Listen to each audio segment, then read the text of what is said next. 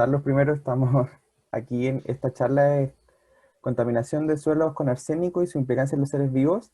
Y tenemos como expositores a Joel Ruiz, que es licenciado de bioquímica aquí en la Pontificia Universidad Católica y también es socio ANEV, así que estamos muy contentos de que esté aquí. Y el profesor y doctor Marcelo Verdugo, que es doctor en ciencias con mención en química, que también nos viene a exponer de este tema.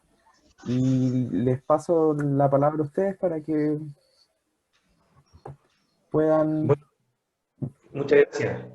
Muchas gracias, Muchas gracias. Vicente. Muchas gracias por la invitación también a Joel, que me hizo el nexo aquí. Eh, Así que bueno, vamos a comenzar.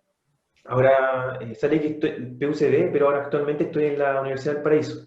Es como dejarlo claro, ¿no? Ya.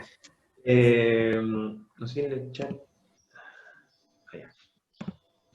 Bueno, comenzamos entonces con la charla. Como les decía, muchas gracias por la invitación. Y bueno, esta charla es de la contaminación entonces de suelos con arsénico y su implicancia en seres vivos.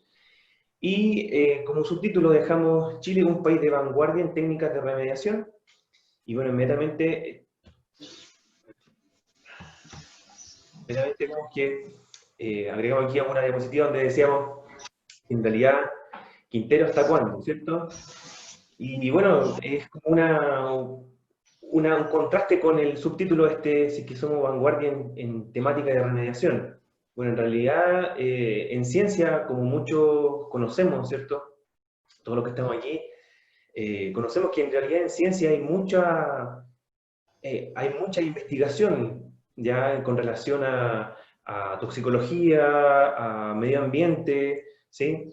Pero muchas veces aquí en Chile no le damos, sobre todo en la política, ¿sí? No hay mucha relación con las cosas que se está estudiando, ¿ya? O con los avances tecnológicos que existen, y científicos, por supuesto.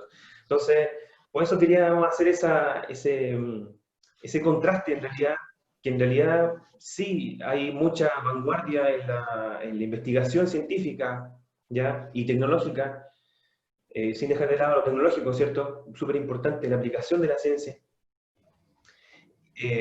Con esta otro lado oscuro en realidad, donde muchas veces las cifras que se entregan quedan ocultos, ¿cierto? Quedan ocultos estos terrenos, estos sectores que en realidad son vertederos de contaminantes, ¿cierto?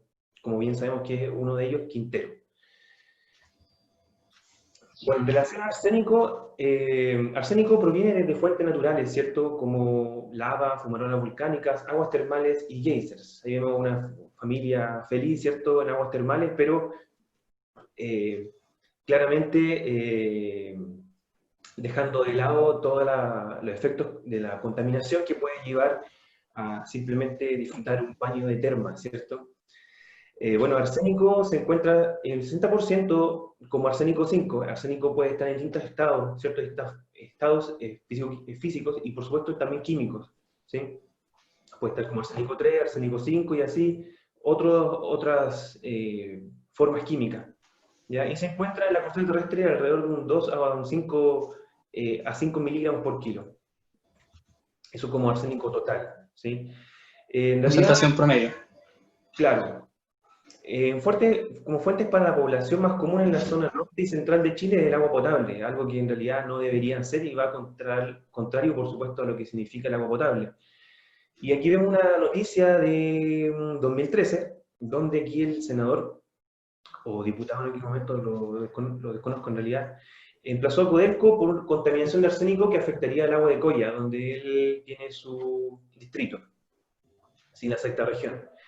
Coya se encuentra muy cercano a la mina El Teniente y por supuesto toda contaminación que se está generando en la zona afecta a la población civil, ¿cierto?, que se encuentra ahí en Coya. Se encontraron niveles de arsénico superiores a lo permitido en agua potable. Por supuesto aquí se hicieron las denuncias del caso. Y aquí en esta exposición de arsénico hacia la población, Destaca la actividad minera por la respiración de material particulado. Por supuesto, aquí tenemos, aquí la imagen es dos formas de visualizar el material particulado o suspendido, ¿cierto? Pero muchas veces este material no lo podemos ver, ¿sí? Simplemente lo respiramos. Muchas veces podemos ver que, por ejemplo, las veces que he ido a Quintero, a Ventana, siguiendo con Ventana, ¿sí? Tenemos ahí que en la reja de las poblaciones se veía un montón de tierrita arriba en la reja, y eso no se explica de dónde, ¿cierto? Eso no pasa en otros lugares. Material particulado suspendido en el aire. Claro, claro, y ahí ese Depositado. material decantó, por supuesto, y se ocupó para algunos muestreos. Estaba lleno de cobre, ¿cierto? Y que muchas veces está relacionado también con material, el material de cobre, ¿sí? O mineral de cobre, están relacionados con minerales de arsénico, ¿ya? O tiene trazas de arsénico esa mineral de cobre, sulfuros de cobre o minerales oxidados de cobre. Entonces, aquí siguiendo con esto de la contaminación de Quintero, bueno, les quería dejar eso como imagen, ¿ya? Y por supuesto, en la minería existe proyectos, ¿cierto?, sobre el control del material particulado y el polvo que se levanta en la minería, ¿ya? Por supuesto, Quintero no es un sector minero extractivo, ¿sí?, como los que vemos ahí en las imágenes de arriba, sino que es un sector minero ya de la producción o el tratamiento del mineral, ¿ya? Sobre todo con la fundición y etcétera. Hay varias formas de tratamiento que tiene el mineral en la zona. Bueno, en relación a la concentración de arsénico en agua potable, se ha visto en esta tabla, podemos ver que existe una disminución muy grande, en realidad, de la concentración que existía ya, por ejemplo, en 1958-70, tenemos una alta concentración en toda la zona norte, sobre todo en Antofagasta, llegando ya al 2005 a niveles aceptados, ¿sí?, o aceptables en relación a la norma de calidad de agua potable. Por supuesto, aquí tenemos, bueno, de 10 microgramos por litro, mientras que la norma nos dice que lo permitido es hasta 100 microgramos por litro. Mientras que otras normas internacionales dicen que es de 10 microgramos por litro. Bueno, aquí por supuesto está relacionado esto con la toxicidad de arsénico y sobre todo los efectos carcinogénicos que tiene arsénico, ¿cierto? Que van a limitar cada vez más los niveles de arsénico en agua potable, por supuesto. Diga, en este caso en particular, se menciona el hecho del agua potable porque muchas veces el agua potable pasa por capas subterráneas. Y si el suelo se encuentra contaminado, también contamina las aguas.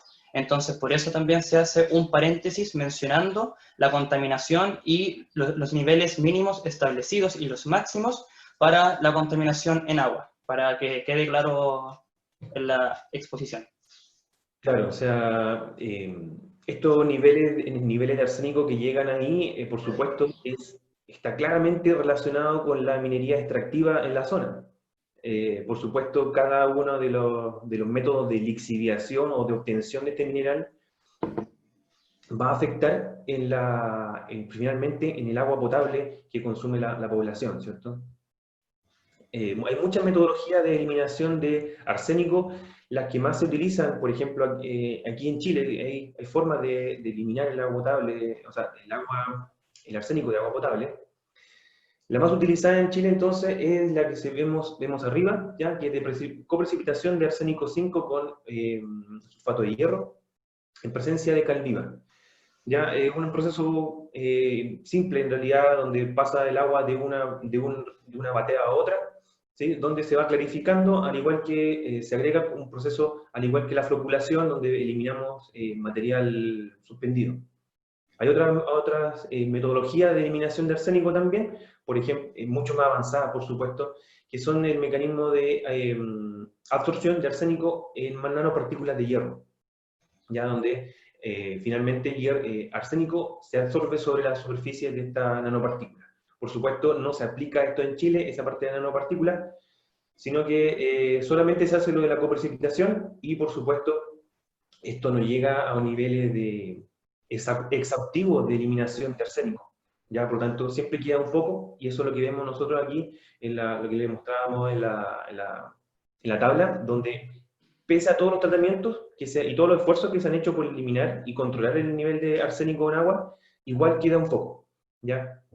Y por supuesto, esto ha dejado ver que en realidad arsénico sí está generando problemas en la población.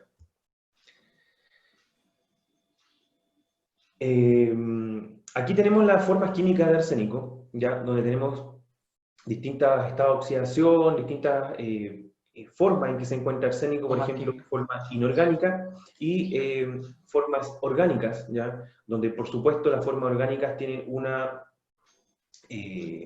mayor toxicidad, ¿sí? Debido a que está relacionado entonces según su lipolificidad con cierta membrana biológica, ¿cierto, John?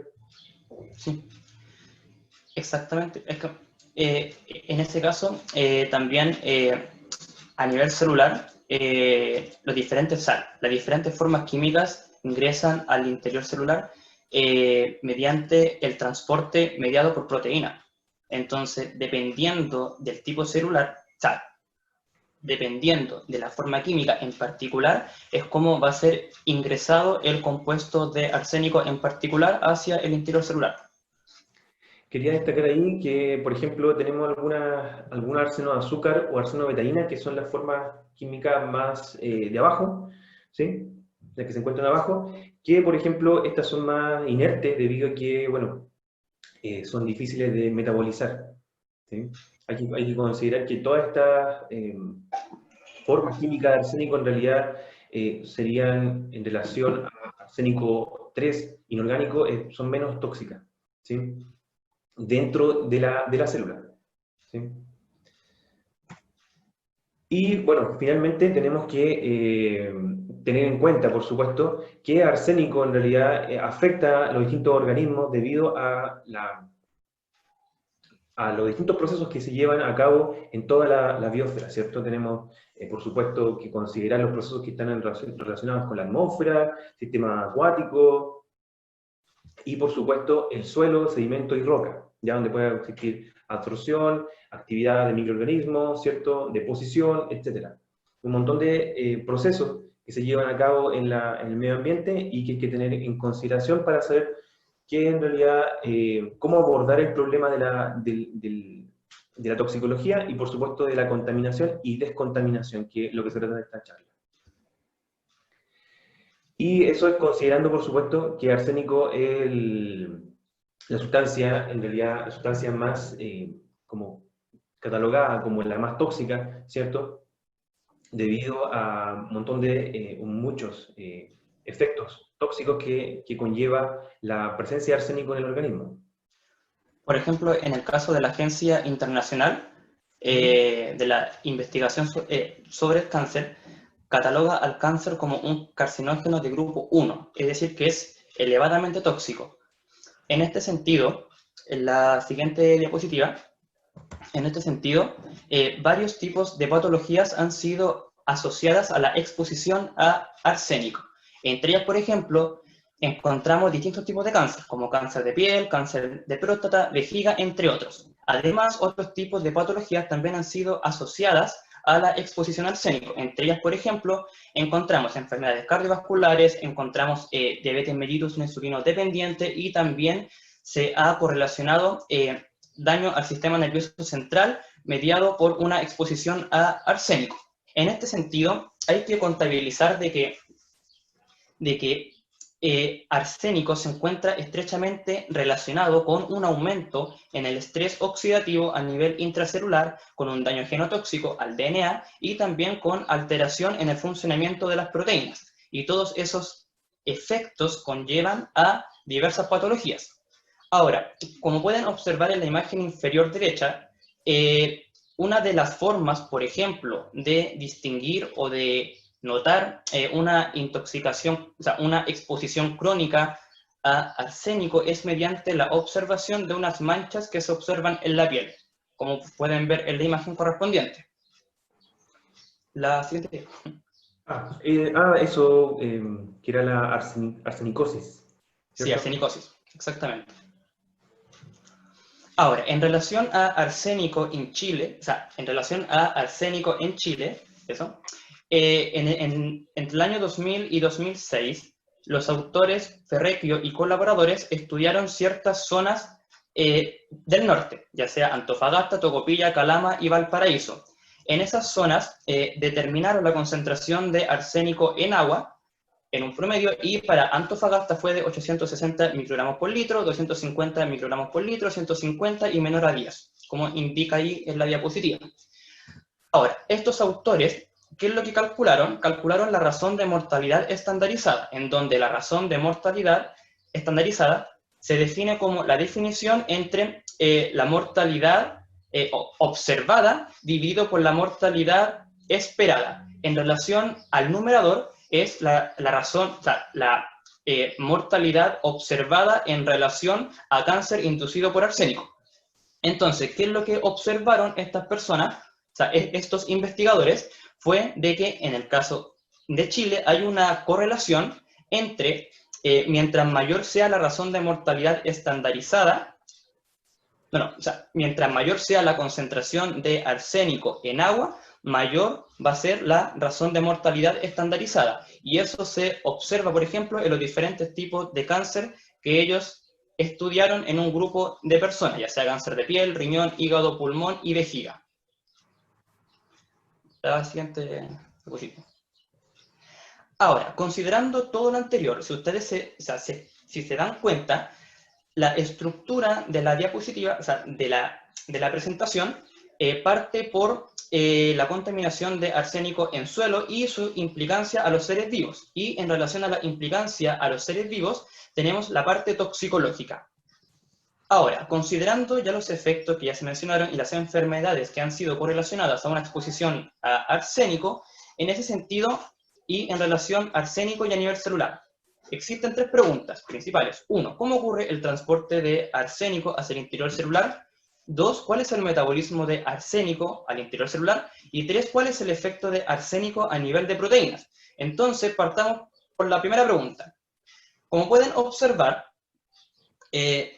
tenemos una imagen, un cartoon, de una célula. En este sentido, consideren un hepatocito. Se encuentra la bicapa lipídica con proteínas de membrana. Se ha descrito a partir de la literatura que en el caso de arsénico 3 inorgánico tiene la particularidad de que es transportado tanto por transportadores FLUT como por las acuaporinas, en este caso 7 y 9, mientras que en el caso de arsénico 5 inorgánico el mayor medio de transporte es mediante los transportadores de fosfato. Ahora, antes de seguir, yo les quiero dejar la siguiente pregunta. ¿Por qué creen ustedes que en el caso de arsénico 5 el principal medio de transporte es el transportador de fosfato? Cerrando esa pregunta, viene la parte, o sea, una vez de que arsénico 3 y arsénico 5 se encuentran en el interior celular, ocurre el proceso de metabolización, en donde los principales productos formados, excretados fuera de la célula y también secretados, son DMA3 y MMA5. O sea, 3. La siguiente diapositiva, por favor.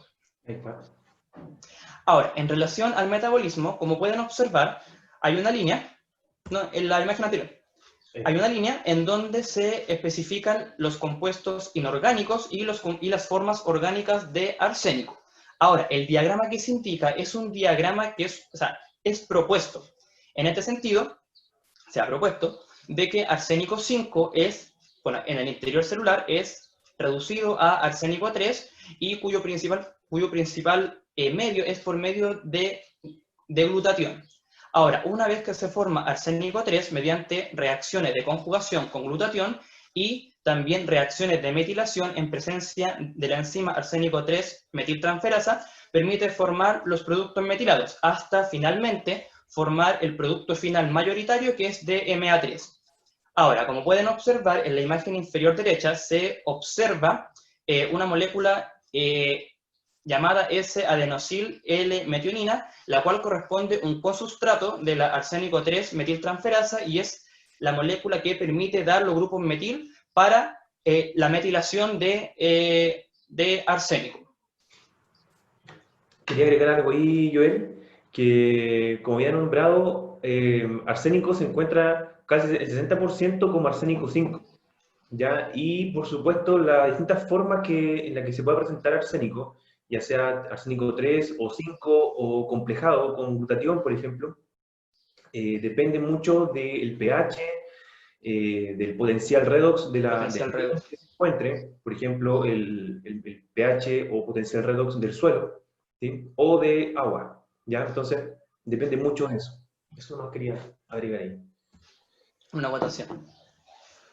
Ahora, considerando lo anterior, a ver, porque lo que mencioné en relación al metabolismo ocurre bajo condiciones normales en una célula. Entonces, en este sentido, ¿cuándo ocurre una patología asociada a arsénico? En este sentido, esto se podría resumir de la siguiente forma. Cuando la velocidad de entrada de arsénico hacia el interior celular y las reacciones involucradas en la metabolización de arsénico son mayores en relación a la velocidad a la cual se excreta arsénico fuera de las células y se secreta fuera del cuerpo. Cuando ocurre ese desbalance es cuando surgen patologías asociadas a arsénico. En este sentido, lo que más se ha estudiado es el efecto de arsénico a nivel de proteínas. En este sentido, como se puede observar, se tiene la imagen de una proteína, ¿cierto? Con las hojas, o sea, con las alfa hélices, con las hojas beta, y se observan ahí enmarcados residuos de cisteína. ¿Por qué será? Por lo siguiente. La siguiente diapositiva. Ah, ya. ¿Por qué será? Porque en este sentido se ha documentado que los compuestos de arsénico 3, ya sea inorgánico y orgánicos, pueden formar enlaces covalentes con los residuos de cisteína de las proteínas, por ejemplo, y eso inducir cambios conformacionales y alterar su función. Entonces, desde esa forma, ya se genera, o sea, hay un efecto citotóxico mediado por arsénico en el interior de las células. Además, considerar lo siguiente. Por ejemplo, hace un rato yo les mencioné el tema de que se ha documentado de que frente a una exposición a arsénico hay un aumento en los niveles de ROS, de especies reactivas de oxígeno. Y la pregunta es, ¿cómo se puede relacionar una cosa con la otra? Partamos por lo siguiente. Una molécula importante en mantener un balance en los niveles de ROS es el glutatión.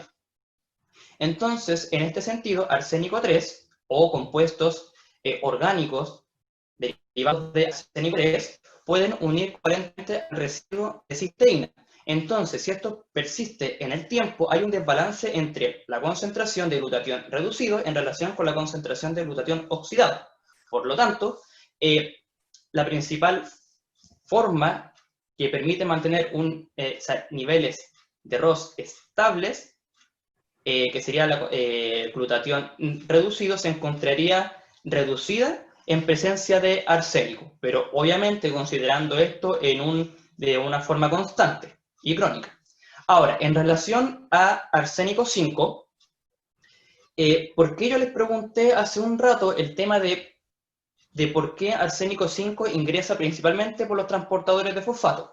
Como pueden observar, la estructura molecular del fosfato y de arsénico 5 son bastante similares. De hecho, tanto fósforo como arsénico se encuentran en el mismo grupo de la tabla periódica. Entonces, en el caso del transporte de arsénico hacia el interior celular, principalmente arsénico 5, es mediado por los transportadores de fosfato. Ahora, la pregunta clave es en relación a arsénico 5. ¿Cuál o cuáles podrían ser los efectos de arsénico 5 a nivel celular?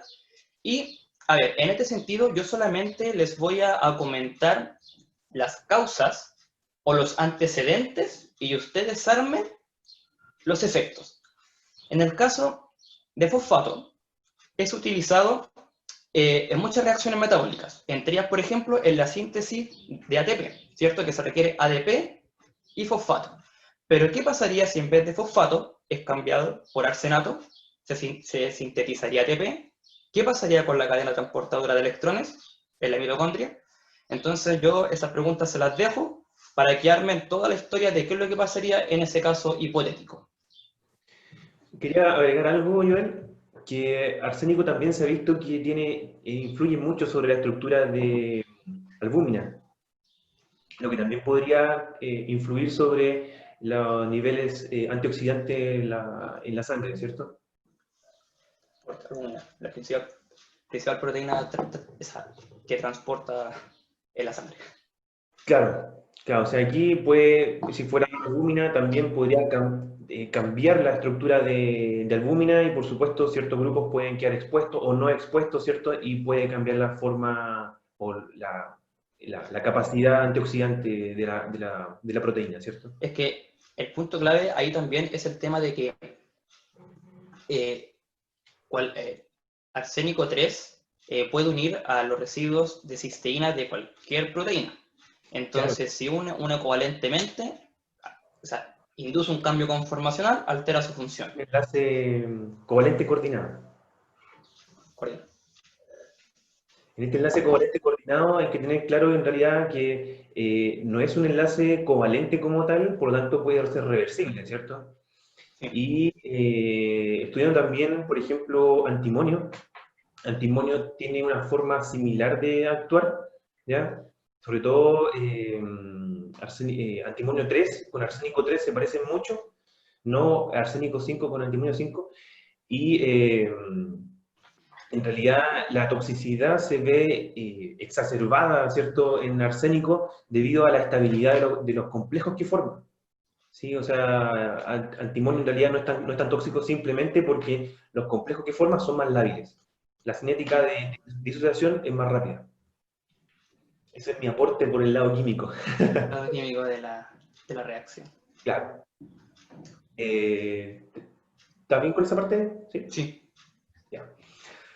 Bueno, ahora continuando con las técnicas de remediación del suelo, habíamos visto entonces que las técnicas de remediación de suelos en realidad yo le había nombrado, ¿cierto? Que muchas veces se conocen, hay vanguardia en la ciencia sobre las técnicas de remediación, pero muchas veces no se aplican, ¿sí? Y esa aplicación está ligada, sí, muchas veces por el aspecto económico, ¿sí? Y porque muchas investigaciones no llegan al plan piloto, ¿cierto? Y de ejecución finalmente. Algo que está muy desconectado muchas veces la ciencia pura, ¿cierto? Con la aplicación. Y muchas veces tratamos de desligarnos de la aplicación, nos vemos más ingenieril y nos alejamos de eso, ¿cierto? Lo que está muy mal. Ojalá hacer estos grupos multidisciplinarios para poder que esta investigación pueda llegar a una finalidad de aplicación. Entonces, la remediación de suelos busca entonces entregar una solución final a remediar una contaminación, ¿ya? O eliminar el contaminante desde esta matriz de suelo, ¿ya? Pero muchas veces esta solución final no es tan final, ¿ya? No es como dice esta definición. Como la ideal, como la solución, o sea, ideal, o sea, no es claro, eso. Por supuesto, lo ideal está muy lejano a lo real, ¿cierto? A lo real. Expectativa, realidad. Expectativa es total, la realidad en realidad es que solamente es parcial. Solamente un porcentaje de arsénico se remedia o podemos sacar de algún contaminante, en realidad en general. De los contaminantes podemos sacar una fracción solamente del total que se encuentra. ¿Ya? Y esto es muchas veces por la interacción de este contaminante con distintos componentes del suelo, ya incluso minerales, ya donde el contaminante no es lixiviado fácilmente o no se puede extraer fácilmente desde esta matriz. ¿Desea algo, Joel? Es que en relación con las técnicas de remediación de suelo, ¿cuál es el objetivo final? Es que, por ejemplo, o sea, lo ideal sería también que finalmente arsénico desde el medio ambiente se trate de reducir el impacto hacia la salud tanto de las personas como de los seres vivos en general, conectándolo con la parte toxicológica, de por qué se ha mencionado tanto la parte de la contaminación en suelo, toxicología, y ahora vamos ya con el tema de la remediación en suelo. Claro, entonces, bueno, existen varios tipos de tratamiento de suelos contaminados con arsénico. Ya estos pueden ser físico-químicos, térmicos o biológicos. Por supuesto que tienen muchas diferencias, todos según el punto de vista energético, ¿sí? Según el punto de vista práctico y, por supuesto, medioambiental. ¿Ya? Aquí ponemos como una empresa o industria feliz, ¿cierto? Algo que también es bastante utópico. El tipo de tratamiento físico-químicos, tenemos solidificación, estabilización, esto solamente para arsénico, ¿ya? Hay muchos otros más que sirven para otros analitos o otros contaminantes en realidad. Solidificación, estabilización, ¿ya? Lavado de suelo, barreras físicas, donde generalmente se hace un hoyo para, así, bien burdo, de forma bien burda, explicarlo, se hace un agujero, por un lado se hace agujero por el otro, se rellena con cemento y se envuelve esta zona, o se aísla esta zona contaminada. Por ejemplo, una zona donde se hizo un vertido de material tóxico, ¿ya? Y se conoce bien dónde está el contaminante. Cuando ya tenemos una zona donde son hectáreas contaminadas, es muy difícil hacer esta barrera física, por supuesto.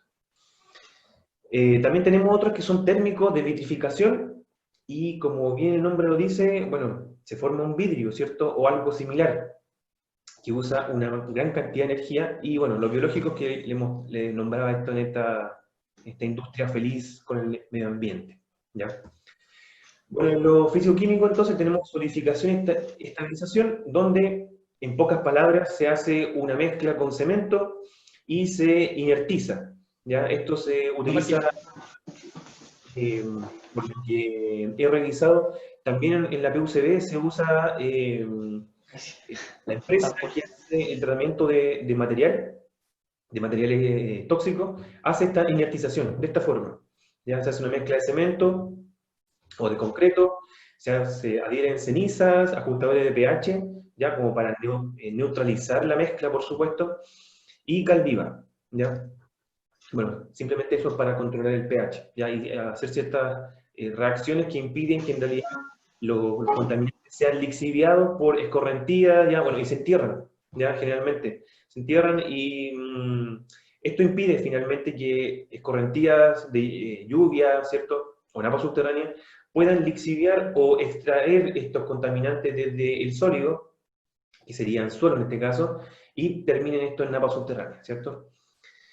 El desempeño de esta técnica en realidad es esta oxidación de arsénico y las características del suelo como pH y potenciadores como habíamos nombrado antes. También hay otra de vitrificación, que se usa simplemente una mezcla de arena con cuarzo y vidrio. Ya cuarzo, bueno, puede ser obviado, ¿cierto? Tenemos una mezcla de arena y vidrio, y se hace se hace esta mezcla, se entierra por supuesto, o se puede hacer de forma in situ o ex situ a veces. Se le ponen algunos electrodos y aumenta por resistencia, ¿cierto? Aumenta la temperatura de la mezcla y termina fundiéndose, alcanzan temperatura hasta 2000 grados Celsius y como más o menos a unos 6 metros de profundidad. Ya, bueno, que esto no puede ser aplicado para elementos que sean volátiles, como por ejemplo mercurio. Para mercurio no se utiliza debido a que es volátil, ¿ya? Temperatura volátil. Claro, entonces... Temperatura ambiente, sí, ya, si la temperatura ambiente es volátil, a los 2000 grados ya... Por supuesto que se volatiliza. Acabó todo. Incluso muestras de análisis de mercurio, cualquier muestra de análisis de mercurio no se puede secar en una estufa, ya simplemente a esa temperatura ya se volatiliza, perdemos mercurio. En el caso de que se pueda perder algo de arsénico, se agrega cal viva o óxido de calcio para formar el arsenato de calcio, que es menos volátil. Ya así se elimina este efecto de volatilización y que en realidad estemos contaminando la atmósfera igual. Este tratamiento, por supuesto, tiene un muy alto gasto energético, ya sea eléctrico o de combustibles fósiles, dependiendo cómo se quiera buscar esta fundición. También hay lavado de suelos, y esto puede ser in situ o ex situ, dependiendo de la zona también, como yo le había dicho, la extensión de la zona contaminada, ¿ya? tenemos una zona contaminada, por supuesto, se le hacen unos agujeros aquí y allá y se inyecta agua a presión. En otra zona existe un filtro, por supuesto, y una bomba que va extrayendo este líquido, ya esta suspensión de material también, y de Con el, con el material lixiviación, contaminante. donde tenemos una mezcla de distintos componentes del suelo que se están extrayendo a través de estas soluciones. ¿Decía Joel? No, no. Eso es que cuando pasa ya la solución extractante, arrastra el contaminante de interés, en este caso arsénico. Eso. Claro, por supuesto, esta lixiviación está haciendo simplemente con agua. ¿Ya? Agua realmente se ocupa. ¿Ya? Por supuesto, la eficacia y eficiencia de la metodología es muy baja. ¿Ya? Y lo otro que tiene como negativo es que gran parte del agua que se agrega pasa a napa subterránea. ¿Ya? Esta metodología de lavado de suelo, la primera vez que la escuché fue una de las primeras veces que en Quintero se habló por la tele sobre la contaminación y cómo descontaminar. Ya cuando recién estaba apareciendo este problema en la greda, era más noticioso en la greda, aparecieron algunas personas en la tele ahí diciendo que iban a hacer lavado de suelo. Y por supuesto el lavado de suelo no es algo bueno. ¿Ya? Por supuesto que sirve de alguna manera para poder disminuir la contaminación en una zona contaminada, pero no es lo mejor. Bueno, entonces quedamos que no tenía una buena eficiencia. ¿Sí? Y bueno, a partir de que en todos estos métodos son generalmente muy costosos, ¿cierto? Tenemos un tratamiento ineficiente por lo general. Y también tenemos una contaminación de la zona de trabajo. Ya, por ejemplo, en esta lavado de suelo in situ, que también se puede hacer ex situ, pero es más tedioso. Entonces, a partir de esto se busca una alternativa limpia y de menor costo para poder hacer este tratamiento de suelo, ¿ya? Que sería la bioremediación. Entonces, contabilizando lo anterior, en primer lugar, ¿en qué consiste la bioremediación? Bueno, la bioremediación se define como una técnica empleada con el fin de remover, erradicar, disminuir y o inducir a contaminantes del medio o grupos de contaminantes a un estado menos nocivo o inocuo, utilizando mecanismos biológicos inherentes tanto de plantas como microorganismos. En este caso en particular y en esta presentación sería enfocándonos en las plantas.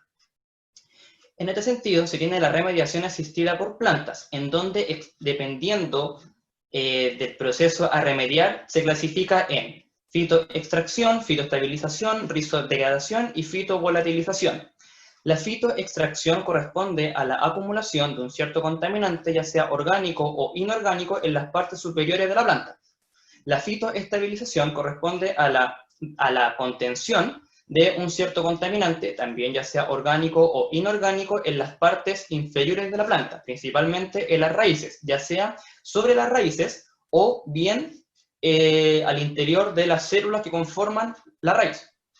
La rizodegradación tiene relación con, o sea, corresponde a la degradación de contaminantes, también orgánicos, o sea, ya sea orgánicos o inorgánicos, mediante actividad enzimática mediada por la misma planta. Y finalmente, la fitovolatilización corresponde a la volatilización de un cierto contaminante. Ahora, en este sentido y en relación a arsénico, en las técnicas de bioremediación en las cuales nos vamos a enfocar, va a ser en fitoextracción y fitoestabilización. ¿Por qué?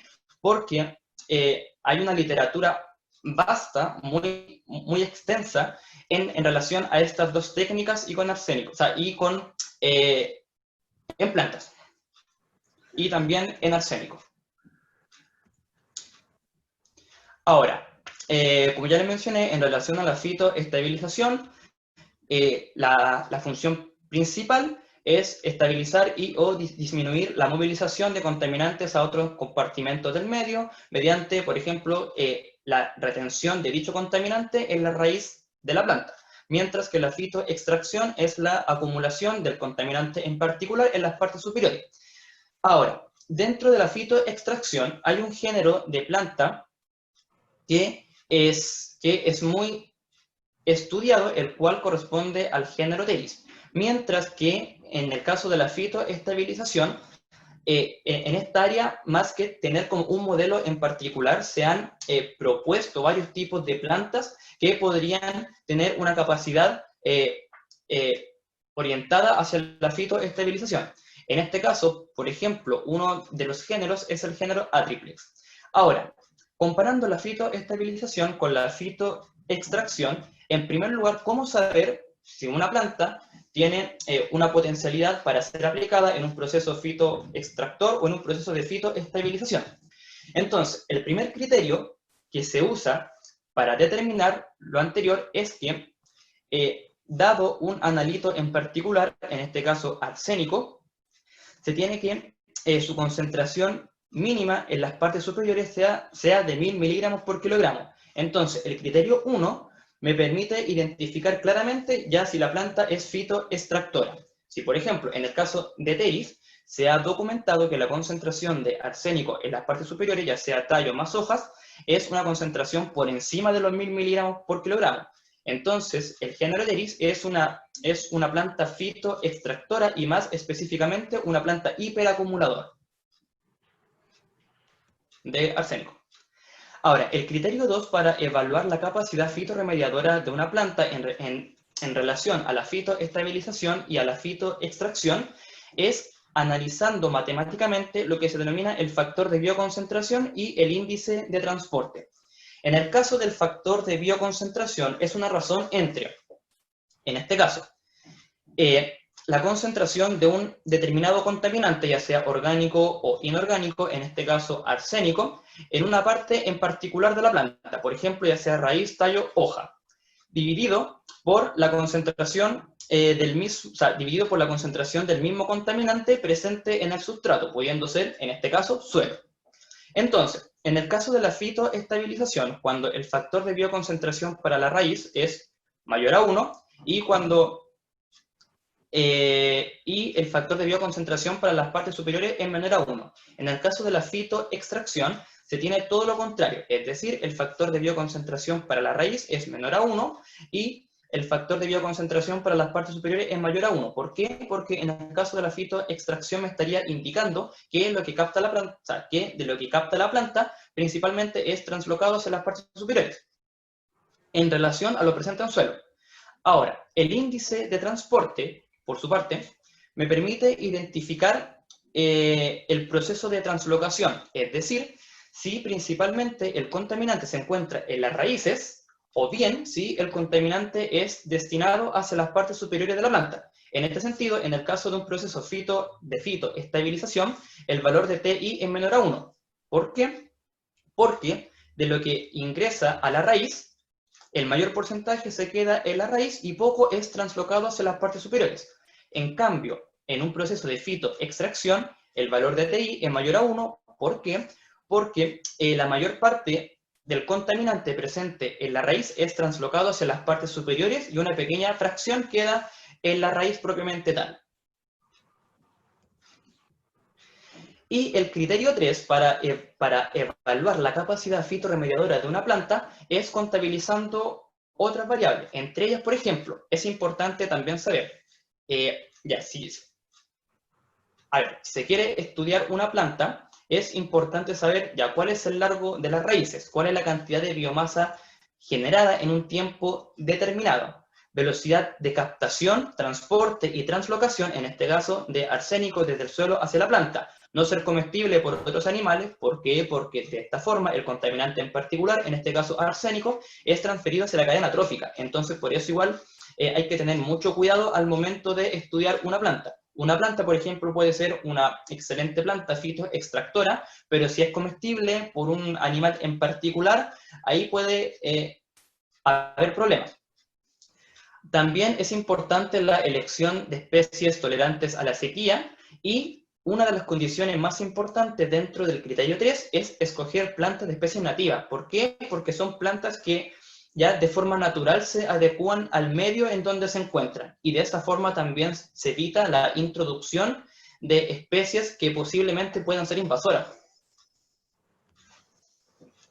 Entonces, en el caso de arsénico y contabilizando lo anterior, ya, en primer lugar, para que una planta pueda captar arsénico, ya depende de la biodisponibilidad de arsénico presente en suelo hacia la planta.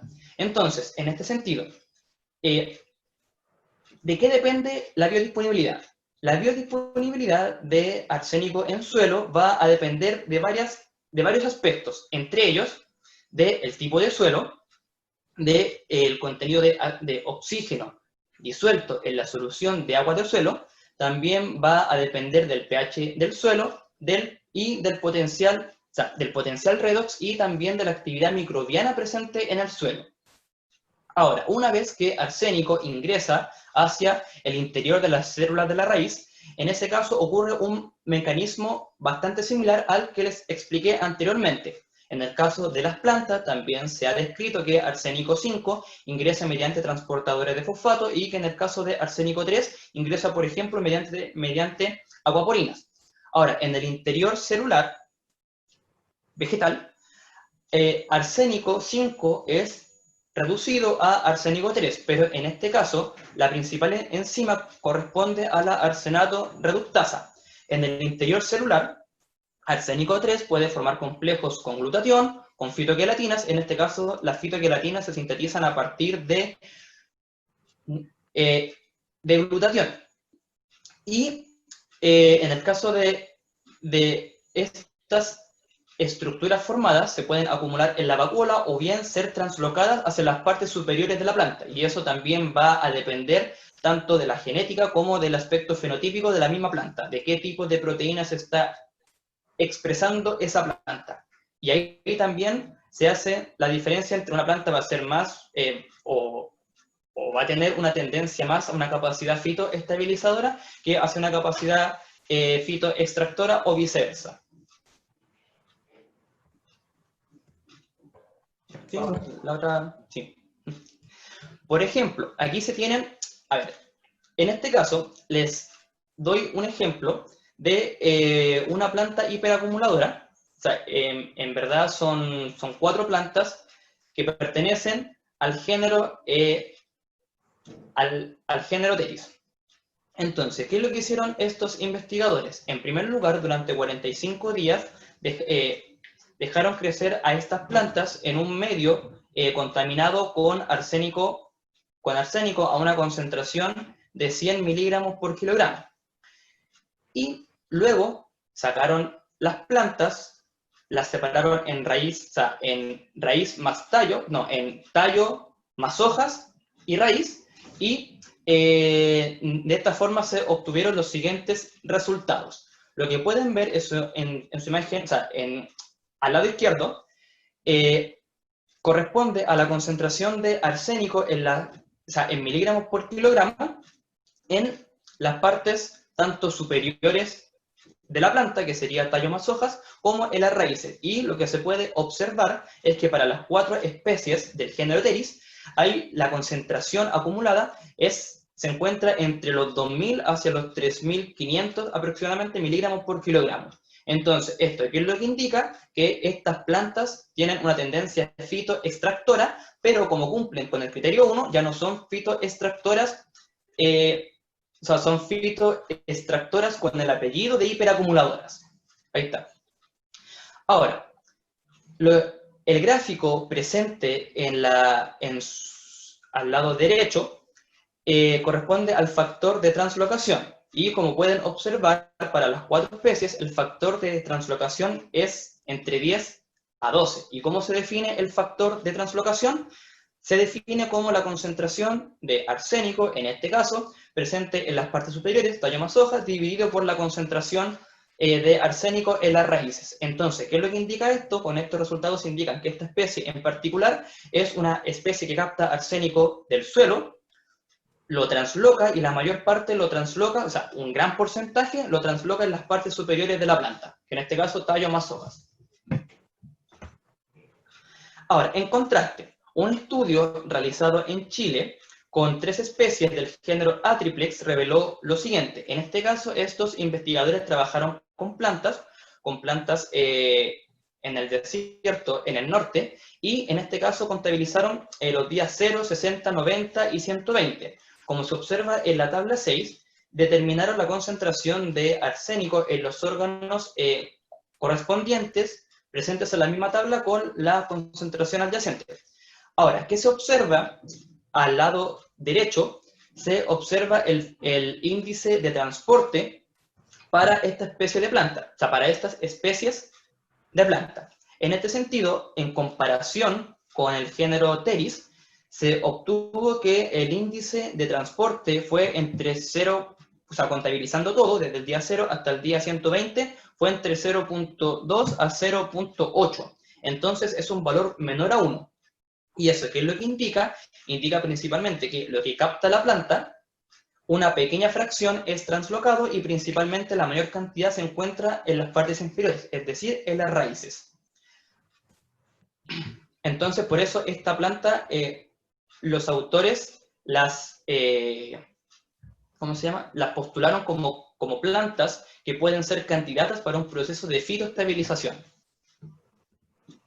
Y finalmente, en contraste, acá este es un trabajo que se realizó en el laboratorio, pero ahora con esta especie de planta, con la denominada doca o también llamada Carpobrotus a equilaterus. Ahora, en primer lugar, ¿por qué se escogió esta planta? Porque es una planta nativa y es una planta que, o sea, que no suele ser comestible por los animales, además de otros aspectos que fueron considerados al momento de trabajar con esta planta.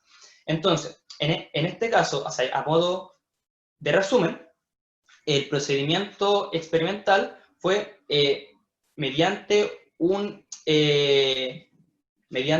proceso de cultivo en invernadero, ¿ya? Claro, Se trabajó con esta planta en el caso de un grupo control, un grupo tratado con baja concentración de arsénico y un grupo tratado con alta concentración de arsénico. La concentración alta fue mayor de 40 miligramos por kilogramo, en promedio estuvo en los 55, y la concentración baja fue cercano a los 20 miligramos por kilogramo. En este caso, se trató con arsénico 5 inorgánico, con solución de arsénico 5. Entonces, después de un tiempo en particular, se sacaron las plantas, ¿cierto? Y se trabajó tanto con los tallos, con las hojas y con las raíces. Ahora, en el gráfico superior se encuentra en el eje Y la concentración de arsénico en miligramos por kilogramo, y en el eje X corresponde a los grupos control, grupo con baja concentración y grupo con alta concentración, en donde se indica tanto la concentración de arsénico en raíz, en tallos y en hojas. Como se puede observar, donde hubo un cambio drástico en acumulación es en el grupo tratado con alta concentración de arsénico, en donde la mayor parte de arsénico fue acumulado en las hojas. Ahora, esto podría indicar inicialmente de que podría tener una tendencia de fitoextractora. Ahora, esta planta cumple con el criterio 1, veamos la concentración, se encuentra una concentración cercana a los 3 miligramos por kilogramo, muy por debajo de los 1000 miligramos por kilogramo, por lo tanto no puede ser considerada una planta hiperacumuladora bajo las condiciones estudiadas. Sin embargo, de acuerdo al TI, esta planta tuvo un TI entre 6 a 8 para grupos tratados con alta concentración de arsénico. Entonces, ¿qué es lo que indica esto? Que de lo que captó la planta, ¿ya? De lo poco de arsénico que captó la planta, la mayor parte fue translocado hacia las partes superiores. Entonces, uno podría indicar inicialmente que la tendencia de esta planta fue a transportar tallos y hojas, principalmente hacia las hojas. Entonces, finalmente, considerando todo lo anterior, la concentración total de arsénico en los tejidos de una planta dependerá, en primer lugar, de la biodisponibilidad de arsénico presente en suelo, y la biodisponibilidad va a depender a su vez tanto del pH del suelo, del tipo de suelo, del potencial redox del suelo, del contenido de oxígeno disuelto en la solución de suelo, y también de la actividad microbiana cercana a la planta. Ahora, en relación a la planta, si una planta tiene una tendencia a captar una alta concentración de arsénico, eso ya depende de los procesos de captación mediados por proteínas y finalmente, en el caso de una acumulación hacia las partes superiores, depende de la translocación. Así a modo de resumen. Bueno, ya casi finalizando, vamos a hablar un poquito sobre el aspecto legal y medioambiental. En realidad, como antes le habíamos comentado, que en realidad las leyes existen, ¿sí? Las leyes existen, pero muchas veces se deja abierto cómo se aplican. Ya entonces, debido a eso, es como que en realidad se aplica poco, ¿sí? Entonces, vemos que Chile en realidad es bastante largo y tiene, por supuesto, muchas diferencias en la composición de la tierra, muchas diferencias en por ejemplo, yacimientos mineros, ¿ya? Y la actividad minera que existe en Chile, por supuesto, se enfoca principalmente en el norte, ¿sí? Norte grande. Entonces, ¿qué sucede con las técnicas de remediación de suelos contaminados aquí en Chile? ¿Cómo se aplican? ¿Ya? La Ley de Medio Ambiente establece un programa de intervención en zonas de presencia de polimetales, ¿ya? O en realidad de algunos metales que existen en el suelo, ¿ya? Considerados como contaminantes. Y se considera como contaminante de interés también arsénico. ¿Ya? Esta ley es de 2012. Y también nos indica qué sería o define qué es lo que es una remediación. Ya en la forma y la intensidad de la intervención, donde dice que la forma y la intensidad de intervención quedarán establecidas en función del tipo y detalle de la evaluación de riesgo realizada en el sitio. Esto quiere decir que en realidad no hay ninguna forma establecida de cómo se debe tratar el suelo, no hay parámetros para decir entre qué rango está la concentración y qué protocolo vamos a aplicar para descontaminar. Y por supuesto no incluye a la bioremediación. ¿Ya? Entonces no hay un plan de remediación establecido, pese a que existen estas leyes que definen al arsénico como un contaminante. Contabilizando esto, entonces, la contaminación de arsénico del suelo depende de la mayor parte de la actividad minera y de las fundiciones, que, bueno, que es parte de la actividad minera, ¿cierto? No extractiva. Arsénico también se encuentra en una concentración bastante variable, ya dependiendo de la zona geográfica en que se haga el estudio. ¿Ya? Y por supuesto que no puede ser aplicado el mismo plan de trabajo de descontaminación para todo el largo de Chile, largo y ancho de Chile, ¿cierto?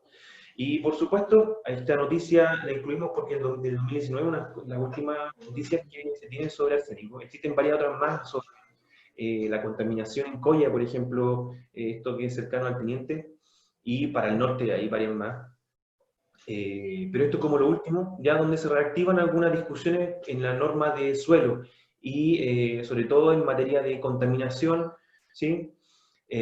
Por supuesto, es algo que hay que mejorar en Chile y toda esta vanguardia en la remediación por medio de la fitoextracción, fitoestabilización que nombraba Joel recién, por supuesto, se aplica a microescala, ya donde muchas veces en los relaves tenemos una gran concentración de contaminantes y finalmente se sella el lugar, se trata de acordonar casi, pero muchas veces no es suficiente, ¿sí? Por eso mismo, en realidad con esto ya terminamos y Dejamos una pregunta abierta en realidad si es que las técnicas mencionadas pueden ser una real solución para la remediación de suelos y cuáles son las desventajas y ventajas de las técnicas asociadas a bioremediación. Yo le había nombrado algunos criterios y por supuesto aquí vienen las desventajas. Por supuesto en estos criterios quedan muchas plantas fuera, muchas plantas nativas también quedan fuera y por supuesto también hay limitaciones por medio de las investigaciones, ¿ya? Donde todos sabemos que están siendo recortados los proyectos de investigación. Lamentablemente en Chile. Lamentablemente, ¿cierto? Lamentablemente. Entonces, no sé, dejamos un espacio para preguntas, si es que existen. O si quieren dar su opinión sobre el tema, qué les parece. Claro, sobre la contaminación, sobre todo, o su punto de vista del problema. Si no se atreven por audio, que pueden hacerlo por ¿Un chat, mensaje? da lo mismo, ¿sí? Aquí lo leemos. Por ahí nombraban antes sí que la acumulación o la absorción de arsénico, la incorporación de arsénico a la célula puede ser también solamente por transportadores de membrana. Yo le puse que principalmente es por ese medio, ¿ya? Pero eh, por supuesto los estudios son limitados. Ya no hay tanto en realidad que describan cuáles son las formas de absorción o de ingreso a la célula. ¿No se toma en Ahora, cuenta el factor de crecimiento de la planta? Pregunta Marcela Menares. En realidad sí se toma en cuenta, ¿cierto? Aquí sí. Joel hizo su tesis, esos últimos datos fueron de su tesis, que le hicimos en la Universidad del Paraíso. Por supuesto, por el tiempo limitado de tesis que existe, el factor crecimiento fue súper importante. Yo no sé si puedes explayarte un poquito en eso. Sí, porque en ese caso, por ejemplo, le voy a dar el siguiente supuesto. Imagínense que una planta ya tiene una excelente capacidad o más o menos decente en relación a una capacidad fitoextractora, ¿sí? Pero el asunto es que si esta planta se desarrolla lento en el tiempo, será adecuada para un proceso de bioremediación, porque esto es contabilizar de que si bien son trabajos en el laboratorio, tienen que llevarse a un campo industrial, porque sería como el último fin. Entonces, ahí queda como la duda, o sea, tiene que haber como un balance entre la capacidad propia de la planta para captar el contaminante, en este caso arsénico, y también para crecer de acuerdo a los objetivos del estudio en particular. Claro, y muchas veces el crecimiento, sobre todo de la raíz, no es tan rápido. En muchos estudios se habla sobre la alfalfa y que tiene una raíz enorme, ¿cierto? Que es varias veces más el tamaño de la parte superior, En la parte la superior. de la planta. Pero es comestible Claro, ese es el problema. Sí. Entonces, ahí está la desventaja con la alfalfa, porque es comestible. Entonces, si es comestible, el contaminante pasa por la cadena trófica y alcanza a los seres vivos. Claro, por ejemplo, en el estudio que hiciste sí, en realidad las plantas tenían una raíz minúscula, ¿cierto? Que había que buscar con lupa casi. Fue un desafío trabajar con esas plantas.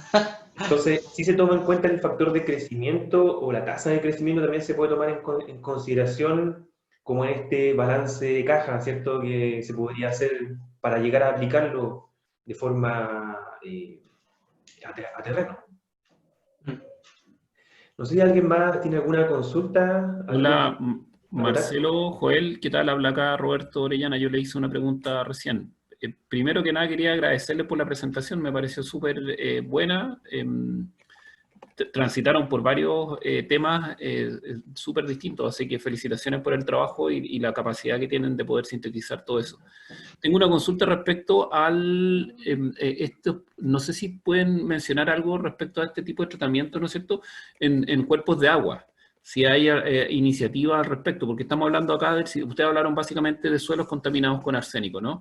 Pero de pronto en los lugares donde quizá hay una mayor oportunidad, ¿no es cierto?, de poder ver arsénico un poco más móvil, quizás pueden ser cuerpos de agua, lagos, ¿no es cierto?, lagunas o lugares en donde el freático, ¿no es cierto?, pueda tener estos contaminantes. Entonces, ¿existen algún tipo de tratamientos que ustedes hayan estudiado donde incorporan plantas o sistemas biológicos para tratar esas aguas contaminadas?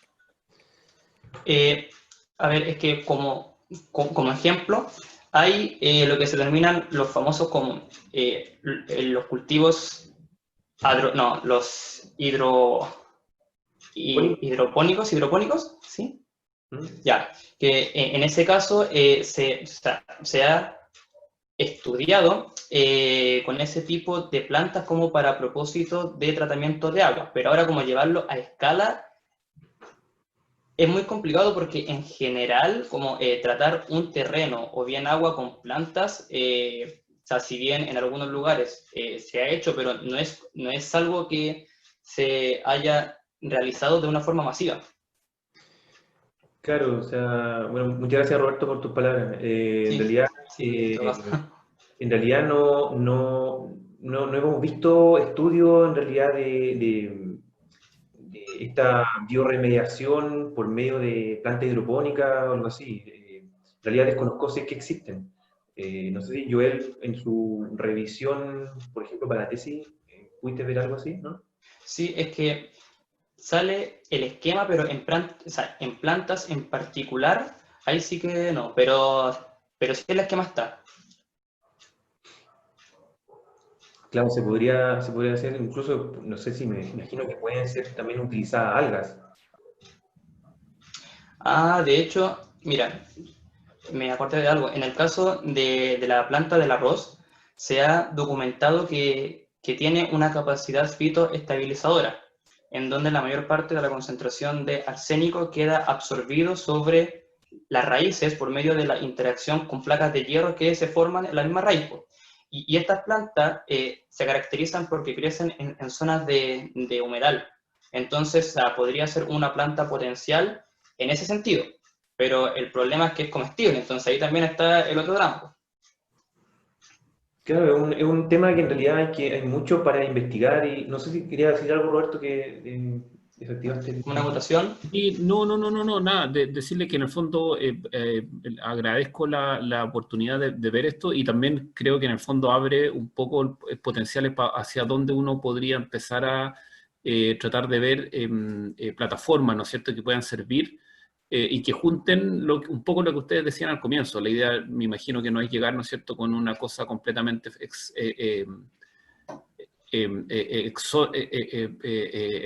una cosa que viene desde afuera del ambiente, sino más bien utilizar las herramientas que el mismo ambiente, ¿no es cierto?, o un mismo paisaje, ¿no es cierto?, presenta para poder establecer sistemas que estén ya adaptados a las condiciones que se quieran tratar.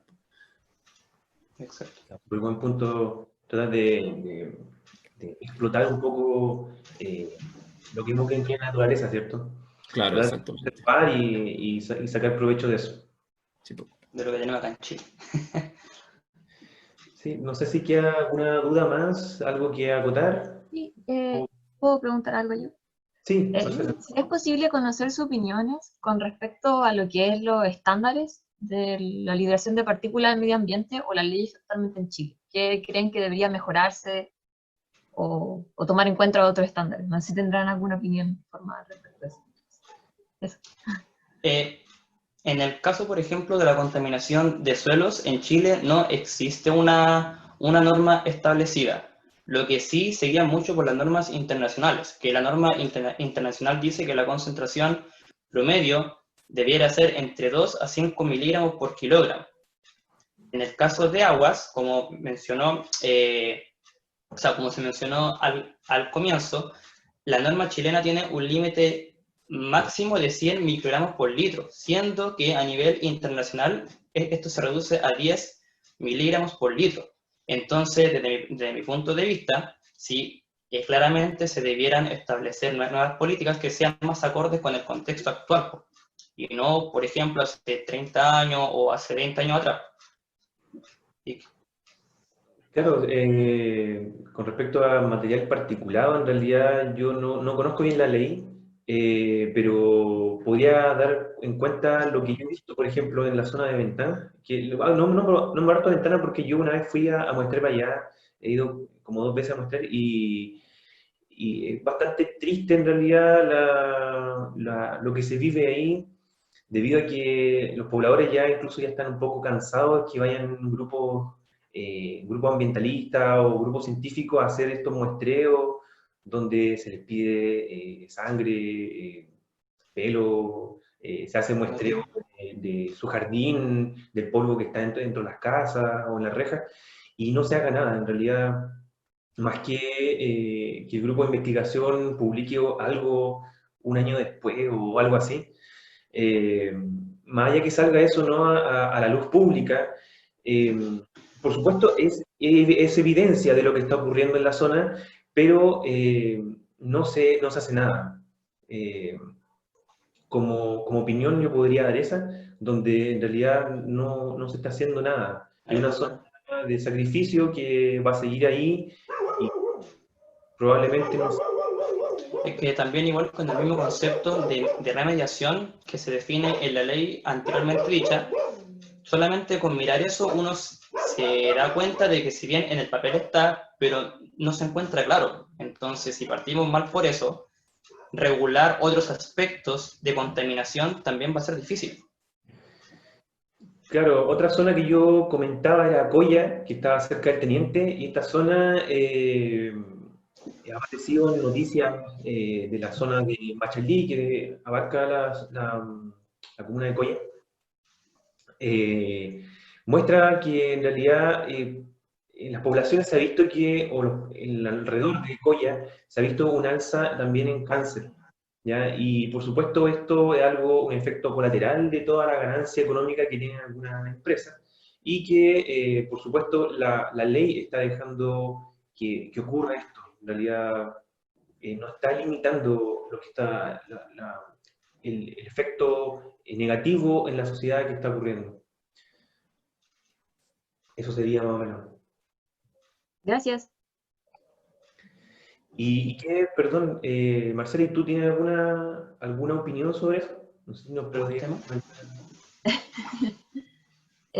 Bueno, creo que es semejante. Igual actualmente estoy tratando de informarme más porque estudio en la Universidad del Paraíso también y estudio la carrera de licenciatura en ciencia, en mención biología actualmente, y creo que igual la ciencia debe ligarse mucho con la política o con las leyes, entonces estoy tratando como de formar eso. Y encuentro que la bioremediación es un factor muy relevante. Y realmente no se nombra y aún me causa mucha curiosidad el por qué no se puede concretar estas medidas. Y bueno, acá ya aprendí un poco más. Eso. Siempre está Uno de los temas principales es el tiempo. O sea, de cuánto tiempo se va, o sea, a descontaminar un área en particular, pues en 5 años, en 20 años, en 30 años, en 40 años, pues entonces ahí está el drama. Pues. Ahora, desde mi punto de vista, para mí tiene que hacerse un trabajo en conjunto entre técnicas de bioremediación y técnicas físico-químicas. Ahora bien, este trabajo en conjunto debe ser acorde con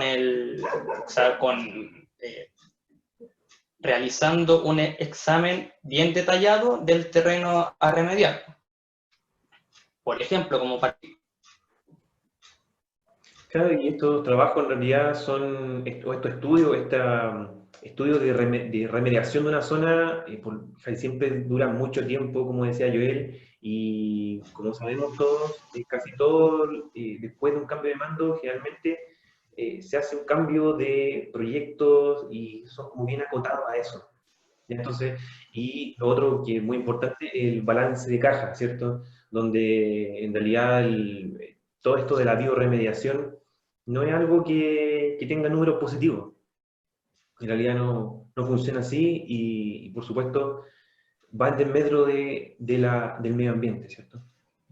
pero no significa de que sea como algo como tan lapidario en contra de la bioremediación. O sea, hay que ver ahí. Por supuesto que no es lapidario, es una técnica que sirve, tiene su aplicación y uso, pero por supuesto tiene esa parte negativa, que Sí. hay un porcentaje de eficiencia y todo eso.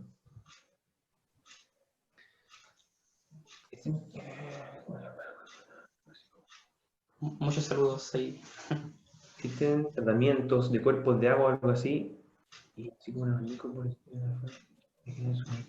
por familiar.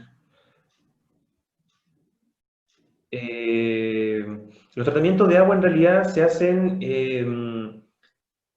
se utilizan en Chile estos tratamientos de agua, agua potable, y también se chequea el agua rural.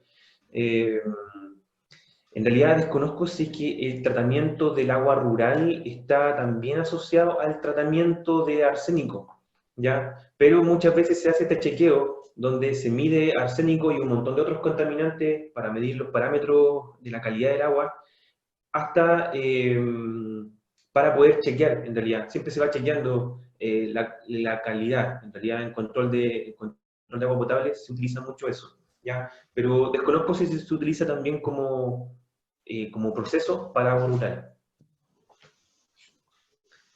Y bueno, yo creo que como por aquí ya estaríamos con las preguntas. ¿Alguna ¿Sí? pregunta más? Sí, No sé. ¿alguna pregunta antes de ¿Una cerrar opinión? esta charla? ¿Alguna opinión?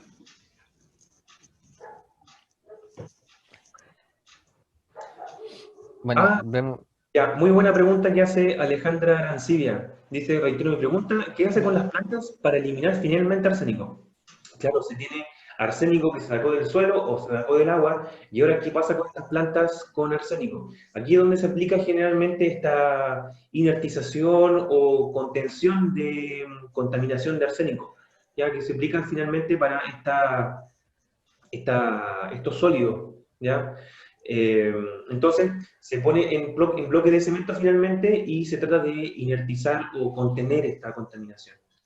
Eso es lo que podríamos aportar a ese punto. Sí, porque también igual hay que pensar que las plantas que se utilicen en bioremediación son plantas de sacrificio final. Claro, son plantas de sacrificio y se cosecha al final y finalmente Sí. se elimina. Bueno, muchas gracias a ustedes, en realidad. Muchas gracias, sí. yo quiero A todos. agradecerle a los expositores, a Joel, al profesor Marcelo. Muy buena la charla y entrega una perspectiva muy importante hoy en día de buscar nuevos métodos para poder hacer remediación respecto a la contaminación que hay en el ambiente. Muchas veces los métodos tradicionales, si bien pueden entregar una solución, también generan otros problemas nuevos que quizás con más investigación sobre la bioremediación se pueda llegar a métodos más limpios donde los productos contaminantes se puedan reducir lo más posible. Así que muchas gracias por esta Y charla. muchas gracias a ustedes también. Gracias. A la gente Muy que interesante escuchó, y a mucho todos. que pensar también.